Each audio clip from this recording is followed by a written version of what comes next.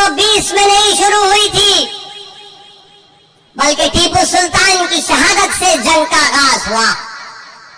जंग प्लासी में सिराजुद्दौला की कुर्बानी से आगाज हुआ और फिर सन 57 में हमारे उलमाए कराम ने अंग्रेजों के खिलाफ जिहाद का फतवा दिया था। और न सिर्फ फतवा दिया बल्कि अंग्रेजों के खिलाफ फतवा देकर उलमाए कराम ने अपनी जानों को कुर्बान कर दिया। अगर आज भारत को अंग्रेजों से आजादी मिली तो इसमें मौलाना महमूद हसन, उनकी कुर्बानी को कोई नहीं भूल सकता कि माल्टा की जेल में सर्दियों के मौसम में 4 महीने उस जेल के मैदान में इनको कैद करके रख दिया गया था। मुल्क से कितनी दूर है माल्टा? आज भी प्लेन से जाएंगे तो कम से कम 12 से 13 घंटे लग जाएंगे।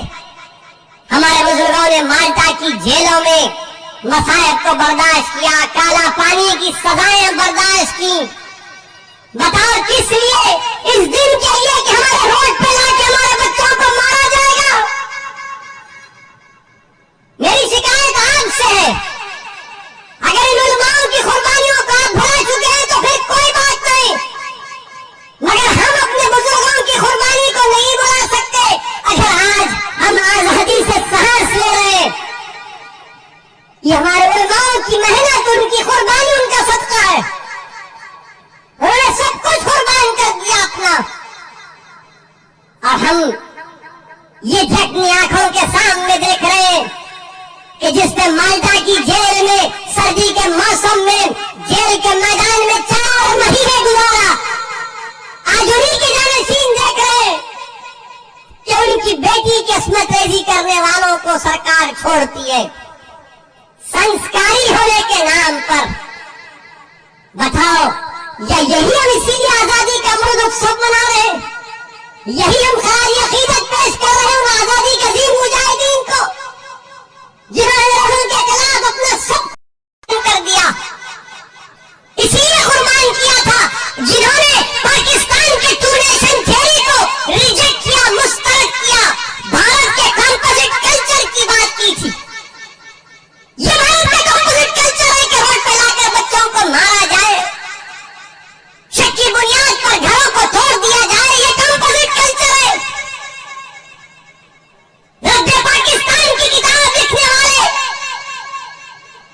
हुसैन अहमद मदनी के बारे में तुम क्या कहोगे, जिन पर क्या क्या इल्जाम नहीं लगाए गए, हमले किए गए, उनकी रूहें तड़प रही होंगी इस भारत को देखकर। मेरे अजीज दोस्तों और बुजुर्गों, क्या हम सिर्फ तड़पेंगे और सिर्फ आंख में आंसू लाकर अपने घर में जाकर सो जाएंगे? नहीं, मैं आपसे अपील कर रहा हूं कि उन उलमाओं को जिंदा रखना है, वो मरे नहीं, वो दुनिया से जरूर गए मगर हमारे दिमागों में उनकी कुर्बानियां आज भी जिंदा और कल भी रहेंगी।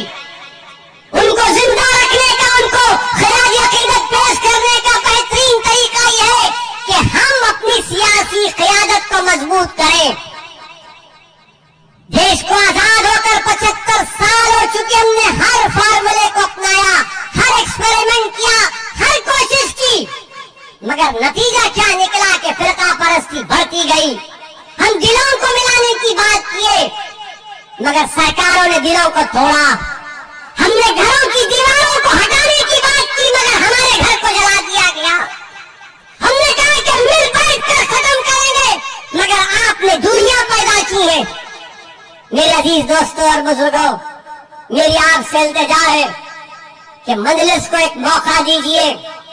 हम किसी मजहब के खिलाफ थे ना कभी रहेंगे इंशाअल्लाह ताला। असदुद्दीन ओवैसी की फितरत में नहीं है किसी मजहब के खिलाफ जाने की। मैं तो चाहता हूं, मेरी ख्वाब, मेरी जुस्तजू, मेरा पैगाम यही है कि भारत में कमजोरों को इंसाफ मिले, भारत में मजलूमों को इंसाफ मिले, कमजोरों को ताकतवर बनाया जाए। और उसी वक्त होगा जब भारत के कमजोर अल्पसंख्यक समाज, दलित, आदिवासी और हमारे जो हिंदू भाई जो आज भी गांधी और नेहरू की कुर्बानियों को नहीं भूले, वो उनको आगे बढ़ना पड़ेगा।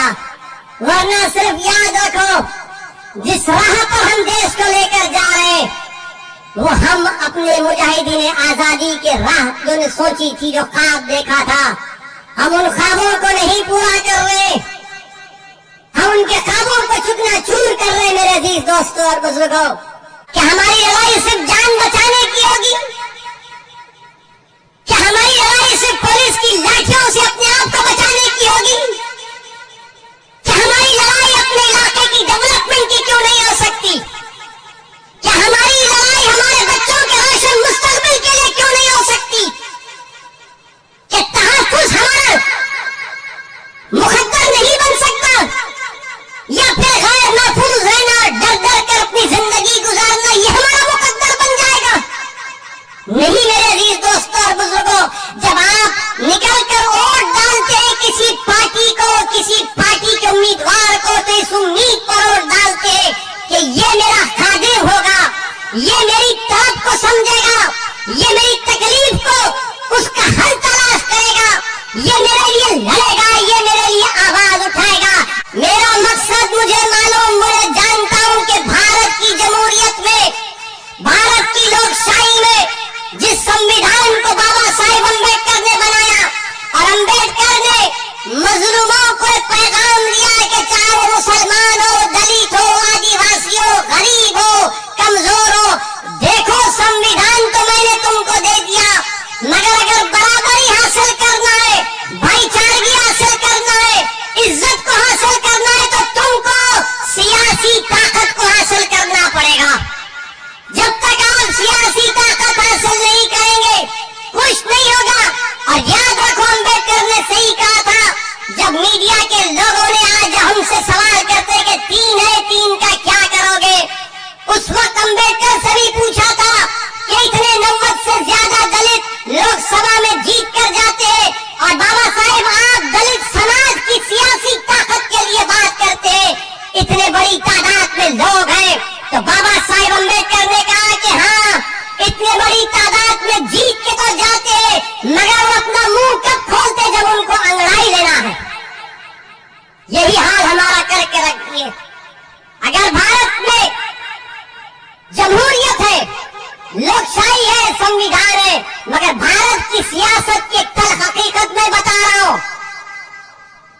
مسلمانوں کو، ہمارے دلت بھائیوں کو، آدیواسیوں کو سمجھنا پڑے گا، غریبوں کو، کمزوروں کو، مظلوموں کو سمجھنا پڑے گا کہ آج بھارت کی راجنیتی میں غریب، مظلوم، مسلمان، دلت، آدیواسی کی، کمزوروں کی کوئی اہمیت نہیں ہے۔ جس کے پاس دولت ہے وہی تو MLA بن کے جا رہا ہے، وہی تو جیت کر جا رہا ہے۔ جب وہ جیت کر جاتا ہے تو کیا اس کے دل میں غریب کی، کمزور کی محبت ہوگی؟ کیا اس کے دل میں کمزور کو طاقتور بنانے کا ارادہ ہوگا؟ کیا اس کے دل میں ایک جذبہ ہوگا کہ میں ان لوگوں کو جو نیچے ان کو اٹھا کر آسمانوں پر کھڑا کر دوں گا؟ وہ تو یہی دیکھے گا کہ میں دولت کی طاقت پر جیت کر آیا ہوں، تو میں اپنی طاقت کو مضبوط کروں گا، اس میں اضافہ کروں گا۔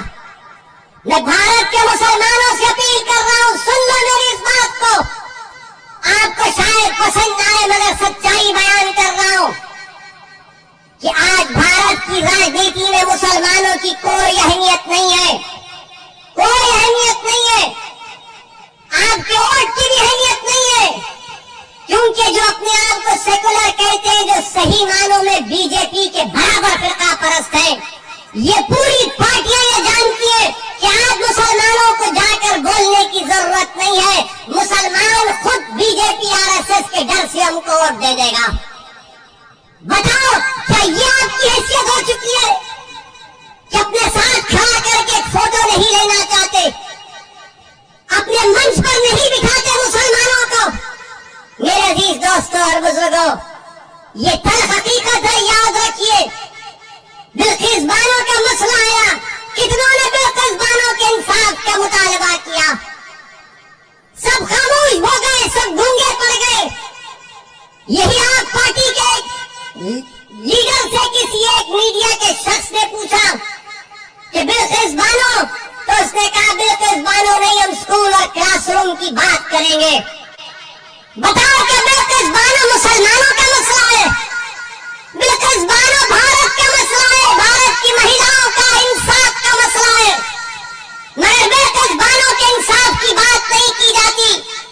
اس لیے نہیں کی جاتی کہ مسلمان ہے، اور جب میں بولتا ہوں تو مجھے بدنام کیا جاتا ہے، اور جو لوگ گونگے بن جاتے ہیں، جو لوگ خاموش ہو جاتے ہیں، اور الیکشن جب آتا ہے تو آپ ان کو ووٹ دیتے ہیں اور مجھے سزا دیتے ہیں، یہ کون سا انصاف ہے آپ بتائیے؟